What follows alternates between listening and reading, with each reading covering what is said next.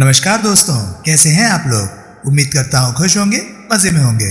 मैं हूँ आपका दोस्त, आपका यार स्टोरी टेलर सीपी, आपका सूत्रधार। स्वागत है आपका मेरे चैनल स्टोरी टेलर सीपी में। दोस्तों, ऐसे इंटरेस्टिंग कंटेंट्स को पाने के लिए करें वीडियोस को लाइक और चैनल को सब्सक्राइब।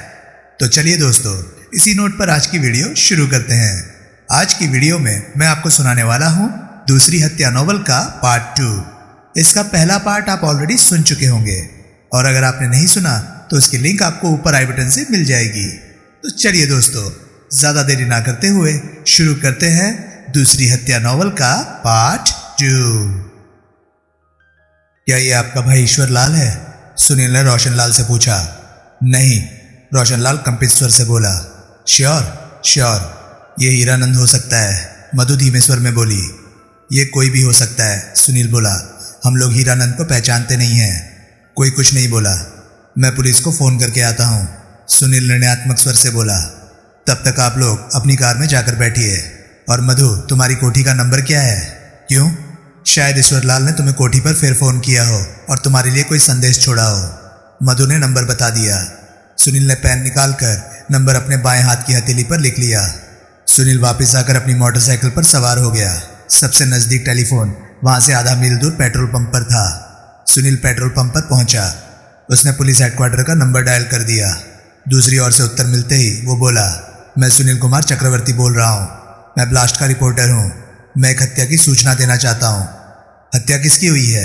दूसरी ओर से किसी ने तिरुस्वर से पूछा। मालूम नहीं। लाश कहाँ है? नेपेन हिल पर पानी की टंकी के पास एक बार में पड़ी है। पुलिस वहाँ पहुँच रही है, आप वहीं रहिएगा। ओके, सुनील ने संबंध विच्छेद कर दिया। फिर उसने मधु का बताया नंबर डायल किया। उत्तर में दूसरी ओर से एक पुलिस स्वर सुनाई दिया। कौन बोल रहा है? सुनील अधिकारपूर्ण स्वर में बोला। मैं भागीराम बोल रहा हूँ साहब। दूसरी ओर से वही पुरुष स्वर आदरपूर्ण ढंग से बोला। तुम कौन हो? नौकर हो साहब। सुनो, मुझे मधु मेम साहब ने फ़ोन करने के लिए कहा था। क्या उनका कोई फ़ोन आया था? नहीं साहब, शायद फ़ोन किसी और ने सुना हो, और कोठी में इस वक्त मेरे सिवाय कोई और है ही नहीं साहब। कहाँ गए सब लोग? बड़ी बीवी जी की तबीयत एकाएक खराब हो गई थी। वे लोग उन्हें विक्टोरिया अस्पताल ले गए हैं। तुम विद्या जी की बात कर रहे हो? जी हाँ। क्या हुआ उन्हें? पता नहीं, एकाएक ही उनकी तबीयत खराब हो गई थी। मुझे तो साहब ऐसा लग रहा था जैसे क्या? कुछ नहीं साहब। अरे बोलो, सुनील डपट कर बोला। जैसे उन्हें जहर दिया गया हो। नौकर फट पड़ा। ये कब की बात है? लगभग 9:15 बजे की। ओह, आप कौन बोल रहे हैं साहब? सुनील ने धीरे से रिसीवर को हुक पर टांग दिया। चैप्टर 2। सुनील की अपेक्षा से बहुत पहले प्रभुदयाल घटनास्थल पर पहुंच गया। हत्या की सूचना सुनील ने दी थी। ये बात उसे पुलिस हेडक्वार्टर पर मालूम हो चुकी थी, इसलिए सुनील को वहां देखकर वो चौंका नहीं। प्रभुदयाल ने खा जाने वाली निगाहों से सुनील की ओर देखा और दांत पीसता हुआ बोला, पता नहीं मेरी जिंदगी में कब ऐसा मौका आएगा जब मैं किसी हत्या के केस की तफ्तीश करने घटनास्थल पर पहुंचूंगा और तुम वहां पहले से ही मौजूद नहीं होगे। जिंदगी बहुत लंबी है, सुनील जमाई लेता हुआ बोला। जिंदगी में हर तरह के मौके आते हैं। कौन मर गया है? मुझे नहीं मालूम। तुम्हारा इस सिलसिले से क्या वास्ता है? पहले बाकी लोगों से मिल लो, फिर वास्ता भी मालूम हो जाएगा। बाकी लोग कौन? मधु और रोशन लाल कार में बैठे थे।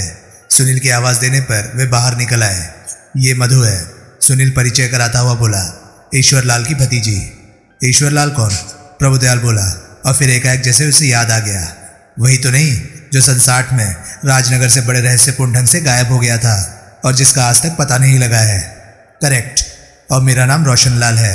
मैं ईश्वर लाल का छोटा भाई हूँ। रोशन लाल अपना परिचय स्वयं देता हुआ बोला। सुनील आप लोगों के साथ है? प्रभुदयाल ने पूछा। जी हाँ, रोशन लाल बोला। बल्कि यूं कहिए कि हम सुनील के साथ हैं। आप लोग यहाँ कैसे पहुंचे? किसी ने उत्तर नहीं दिया। सब एक दूसरे का मुंह देखने लगे। मैंने एक सवाल पूछा है। किससे? सुनील बोला। किसी से भी, प्रभुदयाल क्रोधित स्वर में बोला। आज मधु के चाचा ईश्वरलाल ने। तुम चुप रहो, प्रभुदयाल गरजा। क्यों चुप रहूं? क्या तुम अपने सवाल का जवाब नहीं चाहते? तुम चुप रहो। अच्छी बात है। मिस मधु, आप बताइए क्या किस्सा है? आज मेरे चाचा ईश्वरलाल ने मुझे फोन किया था। मधु ने कहना आरंभ किया। यानी कि वे जीवित हैं? प्रभुदयाल हैरानी से बोला। जी हाँ। आपने फोन पर अपने चाचा की आवाज पहचान ली थी? नहीं, लेकिन मुझे विश्वास है कि वे ईश्वरलाल चाचा जी ही थे। आपके विचार का आधार? उन्होंने मुझे मेरे बचपन की कई ऐसी बातें बताई थी जो किसी बाहरी आदमी को मालूम नहीं हो सकती थी। क्या बातें? मधु ने बता दिया।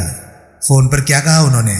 उन्होंने मुझे कहा कि मैं सुनील के साथ रात को 9 बजे रौनक बाजार में स्थित ब्लिस होटल में पहुंचूं और वहां हीरानंद से मिलूं। सुनील के साथ क्यों? मुझे नहीं मालूम। चाचा जी ने कहा था कि मैं सुनील को साथ लेकर आऊं। प्रभुदयाल ने विचित्र नेत्रों से सुनील की ओर देखा। सुनील वार्तालाप से अपार निर्लिप्तता प्रकट करता हुआ लकी स्ट्राइक का एक सिगरेट सुलगा रहा था। मैं, रोशनलाल, चाचा जी और सुनील निर्धारित समय पर ब्लिस होटल पहुंचे, लेकिन वहां ना हमें बड़े चाचा ही मिले और ना हीरानंद नाम का वो आदमी मिला।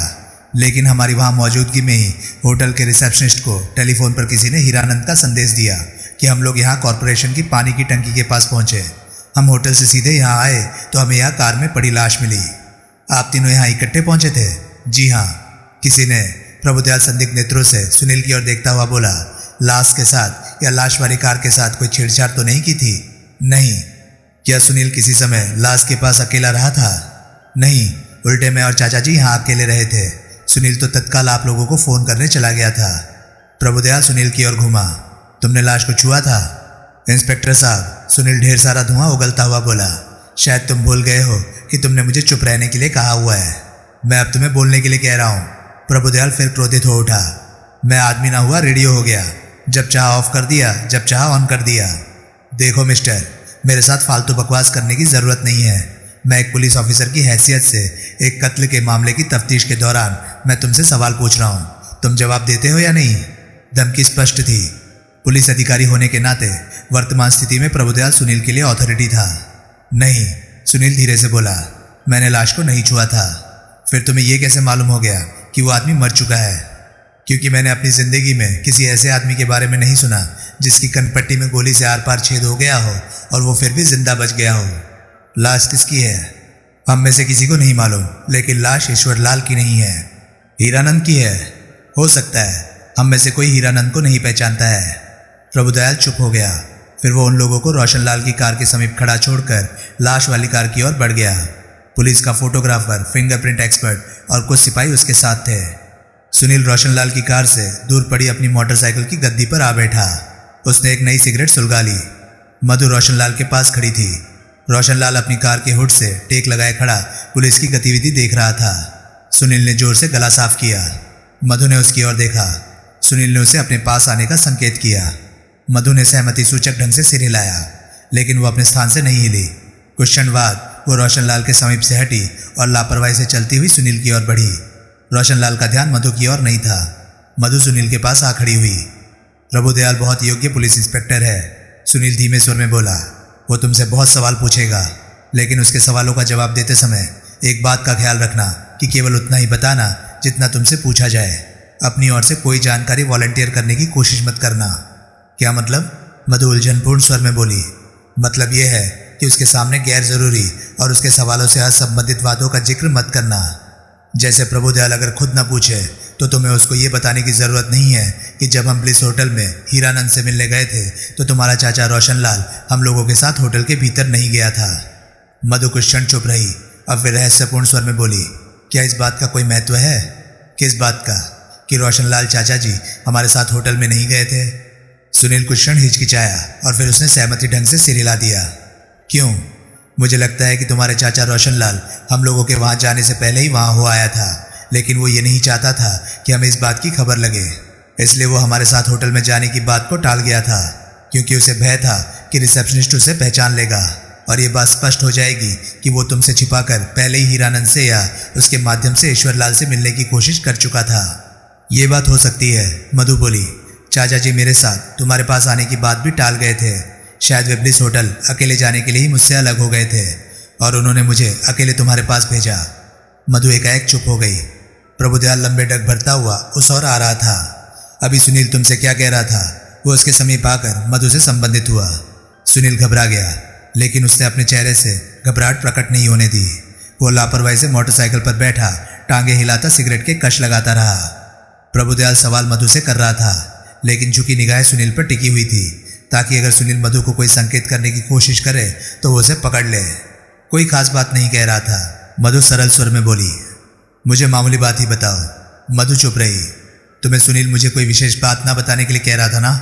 प्रभु, सुनील बोला, मैंने ऐसी कोई बात। You shut up! प्रभुदयाल गला फाड़ कर चिल्लाया।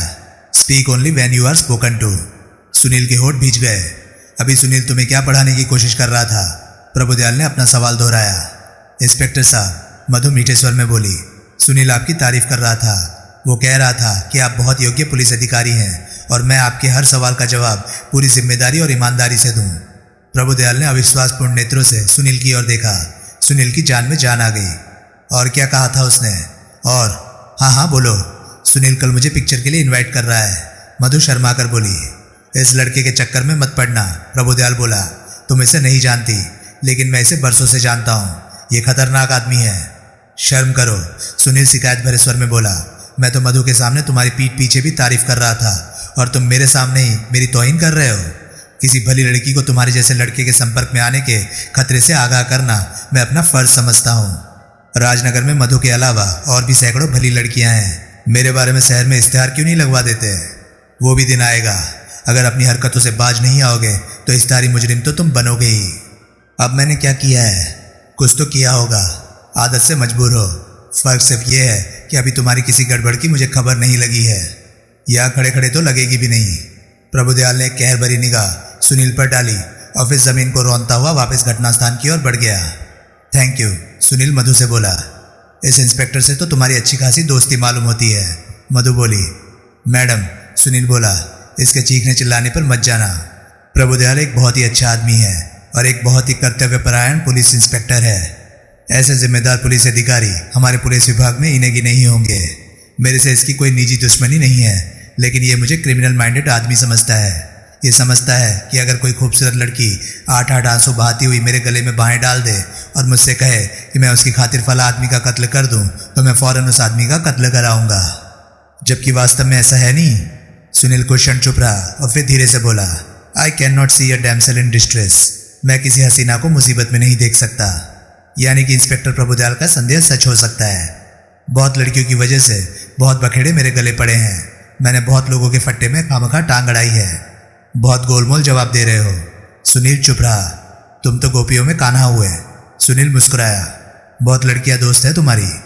सुनील ने गहरी सांस ली और बोला, दोस्त कोई भी नहीं है, जानकार बहुत है। एहसानमंद तो बहुत ही ज्यादा है। मैं जब भी किसी नई लड़की से मिलता हूँ, एक बात कील की तरह उसके दिमाग में ठोक देता हूँ। क्या 2 दिन की ये महफिल साथी, हमसे हंस बोल के गांठ, हम भी राह लगेंगे अपनी, तेरा हमारा नाता क्या? कहीं मुझे भी तो तुम यही बात नहीं समझा रहे हो? मैडम, सुनील हंसता हुआ बोला, आपके नाम के अलावा अभी आपके बारे में जानता ही क्या हूँ? जान जाओगे, मधु धीरे से बोली। बहुत कुछ जान जाओगे। दिल से दिल को राह होती है। मेरा दिल तो नेशनल हाईवे बना हुआ है, वहाँ से तो बहुत ट्रैफिक गुजरता है। क्या मतलब? कुछ नहीं। और वह प्रभुदयाल से पिक्चर वाली बात आपने गंभीरता से कही थी? मैंने तो सिर्फ कही थी। हकीकत में तुम मुझे इनवाइट कर थोड़ी ही रहे हो। वैसे अगर तुम मुझे इनवाइट करोगे तो मैं इंस्पेक्टर से कह दूंगी कि तुम मुझे रिश्वत देने की कोशिश कर रहे हो। आप सब लोग यहाँ आइए। प्रभुदयाल की ऊंची आवाज़ उनके कानों में पड़ी। सुनील ने सिगरेट फेंक दी और मोटरसाइकिल की सीट से उतर आया। सुनील, मधु और रोशनलाल लाश वाली कार के समीप खड़े प्रभुदयाल के पास पहुंचे। प्रभुदयाल के हाथ में सफ़ेद रुमाल की एक पोटली सी थी। उसने रुमाल को खोलकर कार के होठ पर फैला दिया। उसके संकेत पर एक सिपाही ने टॉर्च का तीव्र प्रकाश खुले रुमाल पर डाला। रुमाल पर एक घड़ी, फाउंटेन पेन और एक पर्स पड़ा था। आप में से कोई इन चीज़ों में से किसी को पहचानता है? प्रभुदयाल ने प्रश्न किया। क्या मैं ज़रा पास आ सकता हूँ? किसी और के बोलने से पहले सुनील बोल पड़ा। यहाँ से मैं इन चीज़ों को ठीक से देख नहीं पा रहा हूँ। पास जाओ, लेकिन किसी चीज़ को हाथ मत लगाना। हमें अभी इन चीज़ों पर से फिंगरप्रिंट्स उठाने हैं। सुनील आगे बढ़ा। वो रुमाल पर रखी चीज़ों पर झुक गया और बड़ी बारीकी से उनका निरीक्षण करने लगा। मुख्यतः उसकी निगाहें रुमाल और घड़ी को टटोल रही थी। घड़ी बहुत कीमती थी। उस पर एक छोटा सा अतिरिक्त डायल था जो अक्सर आम घड़ियों में नहीं देखा जाता। सुनील उस डायल के उपयोग को पहचानता था। वो डायल ये याद रखने के काम आता था कि घड़ी को चाबी कब दी जानी थी। उस डायल के अनुसार शाम के 4 बजे चाबी दी गई थी। घड़ी चल रही थी और उस समय 10:30 बजा रही थी। सुनील ने एक आखिरी निगाह रुमाल के कोने में लगे लॉन्ड्री के निशान पर डाली और फिर वहां से हट गया। लॉन्ड्री का निशान उसके मस्तिष्क में लिख गया। मैं इनमें से किसी चीज़ को नहीं पहचानता, सुनील निर्णयात्मक स्वर में बोला।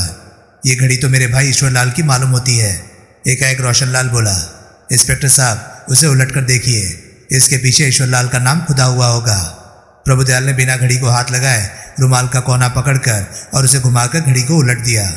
घड़ी के पृष्ठभाग में अंग्रेजी में ईश्वरलाल नाम खुदा हुआ था। इस पर ईश्वरलाल लिखा है, प्रभुदयाल बोला। मैं दावा तो नहीं कर सकता, लेकिन ये पेन भी ईश्वरलाल की मालूम होती है, रोशनलाल बोला। वेरी गुड, प्रभुदयाल संतुष्ट स्वर में बोला। और पर्स? पर्स के बारे में मैं कुछ नहीं कह सकता। और आप? प्रभुदयाल ने मधु से प्रश्न किया। मैं कोई चीज़ नहीं पहचानती, मधु बोली। ये चीज़ें आपको कहाँ मिली? रोशनलाल ने पूछा।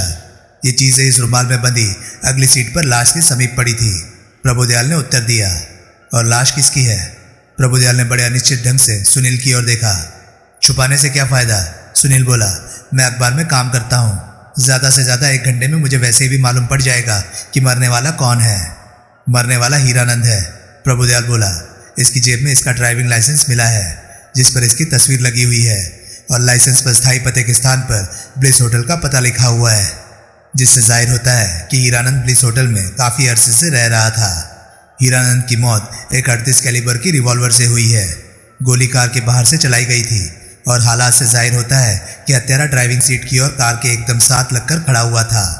हीरानंद हमें ईश्वरलाल के पास ले जाने वाला था, सुनील धीरे से बोला। हमें फौरन ब्लिस होटल में हीरानंद के कमरे की तलाशी लेनी चाहिए।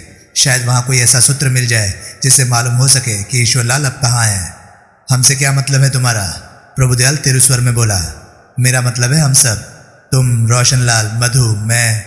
मेरी वहाँ जाने की तो कोई ज़रूरत है नहीं, रोशनलाल जल्दी से बोला।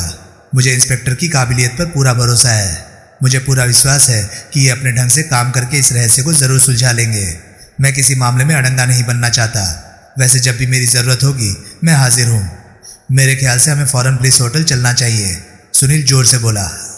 तुम अपना ख्याल अपने पास रखो। मुझे तुम्हें ब्लिस होटल अपने साथ ले जाने की कोई ज़रूरत नहीं दिखाई देती, और ना ही खुद मुझे इस वक्त ब्लिस होटल जाना ज़रूरी लग रहा है। और एक बात नोट कर लो, तुम अगर ब्लिस होटल के पास भी फटके तो मैं समझूंगा कि तुम तफ्तीश में कोई अड़चन डालने की कोशिश कर रहे हो। मैं अभी इसी वक्त ब्लिस होटल पर एक सिपाही तैनात कर रहा हूँ, जो खास तौर पर तुम्हारी निगरानी करेगा। इसलिए अगर खैरियत चाहते हो तो ब्लिस होटल में हीरानंद के कमरे में घुसने की कोशिश मत करना। लेकिन और अब आप लोग जाइए यहाँ से। ऑल राइट, सुनील मरे स्वर से बोला। उसने मधु और रोशनलाल को संकेत किया। तीनों वापस लौट चले। जल्दी से यहाँ से निकल चलो। रास्ते में सुनील धीरे से बोला, कहीं प्रभुदयाल अपना इरादा ना बदल दे। क्या मतलब? रोशनलाल चौंक कर बोला। मैं प्रभुदयाल की आदत जानता हूँ। जिस काम के लिए मैं कहूँगा वो कभी नहीं करेगा। मैंने ब्लिस होटल जाने की जिद की तो उसने मुझे वहाँ फटकने से भी मना कर दिया। वैसे शायद वो हम लोगों को जबरदस्ती ब्लिस होटल में हीरानंद के कमरे में लेकर जाता। तो फिर क्या होता? रोशनलाल बोला। यहाँ से फौरन निकल चलना क्यों ज़रूरी है? एक ऐसी घटना हो गई है जिसका पुलिस इन्वेस्टिगेशन के इस हंगामे में मैं जिक्र नहीं कर सका। क्या हो गया है? मधु बोली। तुम्हारी चाची विद्या को किसी ने जहर दे दिया है। वो इस वक्त विक्टोरिया अस्पताल में है। हे भगवान, मधु के मुंह से निकला। उसकी हालत कैसी है? रोशनलाल बोला। मालूम नहीं, अस्पताल चलकर पता लगाते हैं। मधु और रोशनलाल कार में सवार हो गए। सुनील अपनी मोटरसाइकिल पर आ बैठा। वे विक्टोरिया अस्पताल की ओर उड़ चले। विद्या विक्टोरिया अस्पताल की दूसरी मंजिल पर स्थित एक कमरे में शांत पड़ी थी। चाची, मधु कमरे में घुसते ही घबराए स्वर में बोली। कैसी हो? ये कैसे हो गया विद्या? रोशनलाल चिंता का प्रदर्शन करता हुआ बोला। तुम लोगों को मेरे बारे में कैसे पता लगा? विद्या ने अधिकारपूर्ण स्वर में पूछा। भागीराम ने बताया था। और ये लड़का कौन है? विद्या का संकेत मधु और रोशनलाल के पीछे खड़े सुनील की ओर था। इसका नाम सुनील है, रोशनलाल बोला। मैंने नाम नहीं पूछा। यह है कौन और यहाँ क्या कर रहा है? क्या ये मधु का कोई? नहीं नहीं चाची, मधु जल्दी से बोली। तुम गलत समझ रही हो। मुझे पहेलियाँ मत सुनाओ। मेरी तबीयत ठीक नहीं है। जल्दी बोलो और साफ साफ बोलो। विद्या, तुम्हारी तबीयत? रोशनलाल बोला। तबीयत की बात बाद में। रोशनलाल ने मधु की ओर देखा और वे धीरे से बोला। विद्या, एक बहुत असाधारण घटना हो गई है। भूमिका छोड़ो, ईश्वरलाल जिंदा है। इसमें असाधारण क्या है? मुझे शुरू से ही मालूम है कि वे जिंदा है और किसी छिनाल के साथ ऐश कर रहे हैं, लेकिन तुम्हें उनका जिक्र करना कैसे सूझा? आज उन्होंने मधु को फ़ोन किया था। विद्या ने मधु की ओर देखा। तुमने मुझे तो बताया नहीं, वो तिरस्कारपूर्ण स्वर से बोली। बड़े चाचा जी ने मना किया था, मधु यूँ बोली जैसे कोई अपराध स्वीकार कर रही हो। उन्हें मेरे से डर लगता है ना। हिम्मत कैसे करेंगे वे मेरे सामने आने की? जिस कमीनी लड़की के साथ भागे थे उसने धक्का दे दिया होगा ना, जो अब घर की याद आ गई। लेकिन एक बार मेरे सामने आए तो सही। मैंने भी उनको छठी का दूध ना याद दिला दिया तो मेरा नाम विद्या नहीं। चाची, मधु दहशत भरे स्वर में बोली। अब है कहाँ वो? उसी समय एक नर्स कमरे में प्रविष्ट हुई। देखिए, नर्स बोली, मरीज की हालत खराब है, आप लोग उसे ज़्यादा उत्तेजित मत कीजिए और जो बात करनी है शांति से जल्दी कीजिए। मैं एकदम ठीक हूँ, विद्या चिल्लाकर बोली। लेकिन कहा ना मैं ठीक हूँ, तुम निकलो यहाँ से, मैं डॉक्टर को बुलाती हूँ, नर्स बोली और जल्दी से कमरे से निकल गई। अब कहाँ है मेरे पतिदेव? विद्या ने व्यंग्यपूर्ण स्वर से अपना प्रश्न दोहराया। हमारी उनसे मुलाकात नहीं हुई, रोशनलाल बोला। क्यों? उन्होंने मधु को सुनील के साथ रात 9 बजे रौनक बाजार में स्थित ब्लिस होटल में आने के लिए कहा था, जहां हमें हीरानंद नाम के एक आदमी से मिलना था। हीरानंद हमें ईश्वरलाल के पास ले जाने वाला था, लेकिन हीरानंद हमें होटल में नहीं मिला। उसके निर्देश पर हम लोग नेपियन हिल पर स्थित कॉरपोरेशन की पानी की टंकी के पास पहुंचे, जहां हमें एक कार में हीरानंद की लाश मिली। किसी ने उसे शूट कर दिया था। किसने? पता नहीं। और उनका कुछ पता लगा? नहीं। तुम लोगों को इस बारे में मुझे फौरन बताना चाहिए था। हमने सोचा था कि एक बार पहले हम ईश्वरलाल से मिल लें और फिर उसके बाद हम तुम्हें उसके बारे में बताएंगे, क्योंकि मुझे संदेह था कि वो कोई बहरूपिया ना हो जो हमें किसी प्रकार का धोखा देने की कोशिश कर रहा हो। वे ज़रूर वही होंगे, विद्या विश्वासपूर्ण स्वर में बोली। उन्हें जो बुढ़ौती में इश्क सवार हुआ था, उसके वास्ते मैं ऐसे ही किसी मजाक की अपेक्षा कर रही थी। मुझे पता था जब वो लड़की उन्हें धक्का दे देगी तो वो यूं ही चोरों की तरह घर में दोबारा अपना अस्तित्व जमाने की कोशिश करेंगे।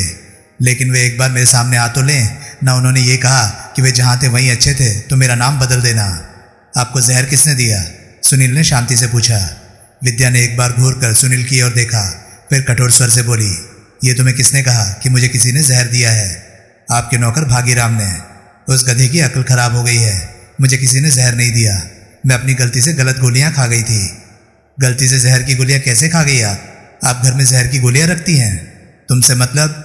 यही सवाल आपसे पुलिस भी पूछ सकती है। पुलिस का इससे क्या वास्ता है? वास्ता तो हो ही जाएगा। ऐसे मामलों की रिपोर्ट अस्पताल वालों को फौरन पुलिस को करनी पड़ती है। लेकिन वो एक दुर्घटना थी, तफ्तीश फिर भी होगी। विद्या चिंतित दिखाई देने लगी। क्या आपने ये सोचा है कि आपके घर में जहर देने की जो 2 घटनाएं हुई हैं, उनसे आपके पति की वापसी का कोई संबंध हो सकता है? 2 घटनाएं? 2 घटनाएं कौन सी? मैंने सुना है कि पहले किसी ने मधु की बिल्ली को जहर दिया था और फिर आप। बिल्ली वाली बात ठीक होगी, लेकिन मुझे किसी ने जहर नहीं दिया। मैं केवल गलती से जहर की गोलियां खा गई थी। मैं वही सवाल आपसे फिर पूछता हूँ, आप गलती से जहर की गोलियां कैसे खा गई? आप घर में जहर की गोलियां रखती हैं? और मैं वही जवाब तुम्हें फिर दे रही हूँ, तुम्हारा इसमें कोई मतलब नहीं है। उसी क्षण किसी ने द्वार खटखटाया। वो डॉक्टर होगा, रोशनलाल बोला। अब डॉक्टर हमें यहाँ से जबरदस्ती निकालेगा। द्वार खुला। जिस आदमी ने कमरे में कदम रखा वो पुलिस इंस्पेक्टर प्रभुदयाल था। मैडम, सुनील विद्या से बोला, ये पुलिस इंस्पेक्टर प्रभुदयाल है। जिस सवाल का जवाब आप मुझे नहीं देना चाहती थी, वही सवाल आपसे ये पूछेगा। प्रभुदयाल सुनील के सामने आ खड़ा हुआ। सुनील, वो दांत बींचकर बोला, तुम्हारे नेपियन हिल से रवाना होते ही मुझे सूझ गया था कि तुम मुझे किस्सा देने में कामयाब हो गए हो। कैसा किस्सा? सुनील ने भोलेपन से पूछा। नादान मत बनो, तुम ब्लिस होटल कतई नहीं जाना चाहते थे। तुम वास्तव में यहाँ आना चाहते थे। तुम मेरा ध्यान बटाने के लिए ही बार बार ब्लिस होटल जाने पर जोर दे रहे थे। ये तो मैं फौरन ही समझ गया था कि तुम कहीं और जाना चाहते थे। लेकिन जब मैं मिसेज विद्या के निवास स्थान पर ईश्वरलाल के बारे में तफ्तीश के लिए पहुंचा और मुझे ये मालूम हुआ कि वे विक्टोरिया अस्पताल में पड़ी हैं और ये कि नौकर भागीराम ने फ़ोन पर किसी को मिसेज विद्या की हालत के बारे में बताया था, तो मुझे समझते देर नहीं लगी कि तुम कहाँ गए हो। अगर तुम मेरी नीयत पर किसी तरह का शक कर रहे हो तो गलती कर रहे हो। मैं केवल औपचारिकता के नाते मधु और रोशनलाल के साथ यहाँ आ गया हूँ। मुझे तुम्हारी औपचारिकता का अच्छा तजुर्बा है। ये आपसे क्या पूछ रहा था मैडम? मैं ही बता देता हूँ, सुनील बोला। ये फरमा रही हैं कि ये गलती से जहर की गोलियाँ खा गई हैं। मैं इनसे ये पूछ रहा था कि ऐसी गोली कैसे हुई और ये घर में जहर की गोलियां रखती क्यों है। ये कहती है कि मेरा इस बात से कोई मतलब नहीं। मैंने इन्हें ये समझाया था कि सवाल पुलिस भी इनसे ज़रूर पूछेगी। अब तुम ही बताओ प्रभुदयाल, क्या तुम इनसे ये सवाल नहीं पूछोगे? अब तुम थोड़ी देर के लिए अपना थोबड़ा बंद रखो। सुनील फौरन चुप हो गया। उसे भय था कि कहीं प्रभुदयाल उसे कमरे से ना निकाल दे, लेकिन सौभाग्यवश या तो प्रभुदयाल को ये ख्याल नहीं आया था और या वो खुद वहाँ सुनील की मौजूदगी चाहता था। मैडम, प्रभुदयाल ने मीठे स्वर से पूछा, आप गलती से जहर की गोलियां कैसे खा गई थी? मैं रात को नींद की गोलियां खाकर सोती हूँ। आज गलती से मैं दूसरी गोलियां खा गई। दूसरी गोलियां कौन सी? विद्या ने उत्तर नहीं दिया। दूसरी गोलियां कौन सी मैडम? प्रभुदयाल ने अपना प्रश्न दोहराया। स्ट्राइचिन की, विद्या धीरे से बोली। आप घर में स्ट्राइचिन की गोलियां रखती हैं? प्रभुदयाल हैरानी से बोला। इमरजेंसी के लिए, विद्या बोली। मुझे दिल की बीमारी है। स्ट्राइचिन की गोलियां हार्ट स्टिमुलेट के लिए होती हैं। अपने डॉक्टर की राय पर मैंने उन्हें इमरजेंसी के लिए रखा हुआ है। आप ये कहना चाहती हैं कि आप नींद की गोलियां खाने वाली थी, लेकिन गलती से स्ट्राइचिन की गोलियां खा गई, जो कि जहर होता है। हाँ, मेरी दवाइयाँ बाथरूम की एक कैबिनेट में रखी होती है। ये केवल एक संयोग था कि मैं गलत शीशी में से गोलियां निकाल बैठी। आपने कितनी गोलियां खाई थी? 2। स्ट्राइचिन की शीशी में अभी और भी गोलियां थी? हाँ, कई थी। और आपने वो शीशी वापस कैबिनेट में रख दी थी? हाँ। कहाँ? वहीं जहाँ मेरी नींद की गोलियों की शीशी पड़ी थी। मैडम, प्रभुदयाल गहरी सांस लेकर बोला, आप झूठ बोल रही हैं। क्या? विद्या चिल्लाई। आप झूठ बोल रही हैं। प्रभुदयाल एक एक शब्द पर जोर देता हुआ बोला, किसी ने आपको जहर दिया है। आपके किसी अजीज ने ही आपको जानबूझकर जहर देकर मार डालने की कोशिश की है, लेकिन सौभाग्यवश आप बच गई हैं। और अब आप उस अपने अजीज को बचाने की खातिर हमें ये झूठी कहानी सुना रही हैं कि आप गलती से नींद की गोलियां खाने की जगह स्ट्राइचिन की गोलियां खा गई थी। मैडम, आपकी कोठी से होकर आ रहा हूँ। मैंने आपके बाथरूम की कैबिनेट की तलाशी ली है। मुझे उसमें ना नींद की गोलियां मिली हैं और ना स्ट्राइचिन की।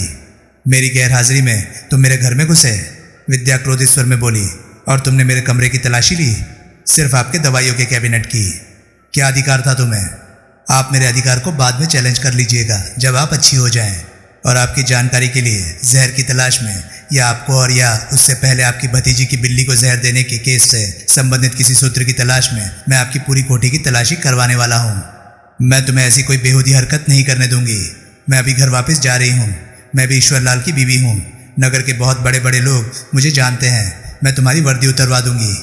उसी क्षण सफ़ेद गाउन पहने एक आदमी कमरे में प्रविष्ट हुआ। मैं डॉक्टर हूँ, वो बोला। ये क्या हंगामा है? पेशेंट की हालत इतनी सीरियस है और आप लोग उसे डिस्टर्ब कर रहे हैं। मैं इंस्पेक्टर प्रभुदयाल हूँ, प्रभुदयाल बोला। आप जो भी हैं, डॉक्टर नाराज़गी भरे स्वर में बोला। किसी भी नाते आपको इतने सीरियस पेशेंट को डिस्टर्ब करने का हक नहीं पहुँचता। ये तो यहाँ से जाना चाहती हैं, सवाल ही नहीं पैदा होता। ये यहाँ से जा पाने की स्थिति में नहीं है। जहर की वजह से तो इनकी हालत ख़राब है ही, और फिर ये हार्ट की पेशेंट भी है। ये किसी भी क्षण कोलैप्स कर सकती है। ऐसी स्थिति में मैं इन्हें यहाँ से निकलने की इजाज़त नहीं दे सकता। वेरी गुड, प्रभुदयाल संतुष्ट स्वर में बोला।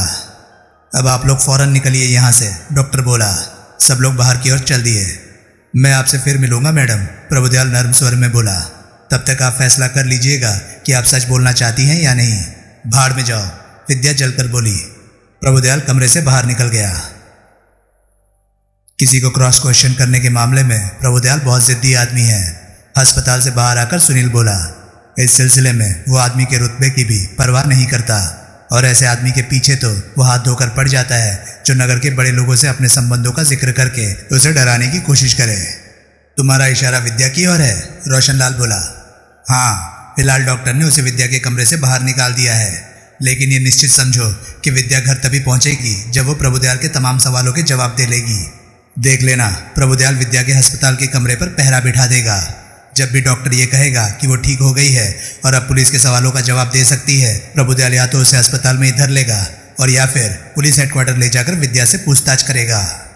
बड़ा भयंकर पुलिस वाला है ये, रोशनलाल चिंतित स्वर में बोला। बहुत ज़्यादा। जिस बात के पीछे पड़ जाता है उसकी पाताल तक जड़ खोद देता है। अब तुम्हारा क्या इरादा है? अगर तुम्हारा इशारा इस केस की ओर है तो मेरा संबंध तो इससे तब तक के लिए ख़त्म ही समझो जब तक ईश्वरलाल किसी से दोबारा संपर्क स्थापित नहीं करता। वैसे एक अखबार का रिपोर्टर होने के नाते हीरानंद की हत्या में तो मेरी दिलचस्पी है ही, और कम से कम एक ऐसी बात है जिसकी वजह से मेरी दिलचस्पी आप में भी है। क्या आप ब्लिस होटल में मेरे और मधु के साथ नहीं गए थे? सुनील बड़े अर्थपूर्ण स्वर में बोला। ये कोई महत्वपूर्ण बात नहीं है। मैं पहले ही कह चुका हूँ कि मेरी दिलचस्पी अपने भाई में थी, हीरानंद में नहीं। लेकिन मेरे ख्याल से आपके होटल में कदम ना रखने की कोई और वजह थी। और क्या वजह थी? आप होटल के रिसेप्शनिस्ट के सामने नहीं पड़ना चाहते थे। आप पहले ही वहाँ हो आए थे। नॉनसेंस, रोशनलाल मुंह बिगाड़ कर बोला। मधु के चाचा जी, सुनील व्यंग्यपूर्ण स्वर से बोला। आप हर मामले में इतनी आसानी से झूठ नहीं बोल सकते। प्रभुदयाल के कान में अगर इस बात की भनक भी पड़ गई तो वो किसी बहाने से आपको या आपकी तस्वीर को ब्लिस होटल में ले जाएगा और ले जाकर वहाँ से रिसेप्शनिस्ट को दिखाएगा। अगर रिसेप्शनिस्ट ने वो तस्वीर पहचान ली और ये ध्यान दिया कि आप वहाँ हीरानंद से मिलने के लिए पहले भी तशरीफ ला चुके हैं तो आपके दाने बिक जाएंगे और हो सकता है आप हीरानंद की हत्या के मामले में सस्पेक्ट नंबर 1 बन जाएं। और प्रभुदयाल के कान में भनक कैसे पड़ेगी? मैं रिपोर्टर हूँ, प्रभुदयाल पुलिस वाला है। मगर मैं उसके पेशे में संबंधित कभी उसका कोई भला करूंगा तो हो सकता है कभी वो मेरे पेशे से संबंधित कोई मेरा भला करे। मधु, रोशनलाल एकाएक निर्णयात्मक स्वर में बोला, तुम घर जाओ, मुझे सुनील से कुछ ज़रूरी बातें करनी है। चाहो तो मेरी गाड़ी ले जाओ। नहीं, मैं टैक्सी ले लूँगी। Okay, sorry baby. Never mind चाचा जी। मधु चली गई। आओ सामने रेस्टोरेंट में बैठते हैं। रोशनलाल सुनील की बाँह थामता हुआ बोला। अस्पताल के सामने ही रेस्टोरेंट था, दोनों उसमें जा बैठे। रात के उस समय रेस्टोरेंट लगभग खाली पड़ा था। रोशनलाल ने चाय का ऑर्डर दिया। चाय आने तक वो एक शब्द नहीं बोला। एकाएक वो बहुत चिंतित दिखाई देने लगा था। तुम तो मेरे बारे में बहुत कुछ जानते मालूम होते हो, अंत में रोशनलाल धीरे से बोला। जानता कुछ नहीं हूँ, सुनील बोला, लेकिन आपके व्यवहार से, मधु से सुनी कुछ बातों से और 10 साल पहले आपके भाई के गायब होने के साए हुई कुछ बातों से मैंने बड़े जोरदार नतीजे निकाले हैं। क्या? आपकी हर हरकत ये जाहिर करती है कि आप ईश्वरलाल से सबसे पहले मिलना चाहते थे। क्यों? क्योंकि 10 जनवरी 1960 की रात को गायब होने से पहले ईश्वरलाल अपनी कोठी में स्थित अपने ऑफिस में एक अजनबी से बात करता सुना गया था। वो आदमी ईश्वरलाल से धन की मांग कर रहा था। आपकी भाभी विद्या के कानों में उस अजनबी की आवाज़ पड़ी थी और उसने संदेह व्यक्त किया था कि वो आदमी आप थे। लेकिन जब आपसे इस बारे में पूछा गया तो आपने साफ इनकार कर दिया था कि आप तो उस रात कोठी के पास फटके भी नहीं थे। आज अगर आपके भाई साहब लौट आए और आकर ये कहे कि उस रात को जो आदमी उनसे धन की मांग कर रहा था वो आप ही थे, तो आपकी क्या स्थिति होगी? और ईश्वरलाल का आपको छोड़कर मधु से टेलीफोन पर संपर्क स्थापित करना भी इसी बात की ओर संकेत करता है कि आप दोनों के संबंध सन 60 में ईश्वरलाल के गायब होने के समय अच्छे नहीं थे। विद्या तो करकसा औरत है, उसको ईश्वरलाल का फ़ोन ना करना समझ में आता है, लेकिन उसका आपको फ़ोन ना करना यही जाहिर करता है कि आपका भाई आपको मैत्रीपूर्ण निगाहों से नहीं देखता। वर्तमान स्थिति में क्या ये उचित नहीं लगता कि आप ईश्वरलाल से पहले मिलने की कोशिश करें ताकि आप उससे प्रार्थना कर सकें कि वो आपकी पोल न खोले कि सन 60 की रात को उससे धन की मांग करने वाले आदमी आप ही थे। रोशनलाल चुप रहा। मैंने हीरानंद की लाश को अच्छी तरह से देखा था, सुनील फिर बोला। लाश की हालत देखकर मालूम होता था कि उसे मरे लगभग 4-5 घंटे हो चुके थे।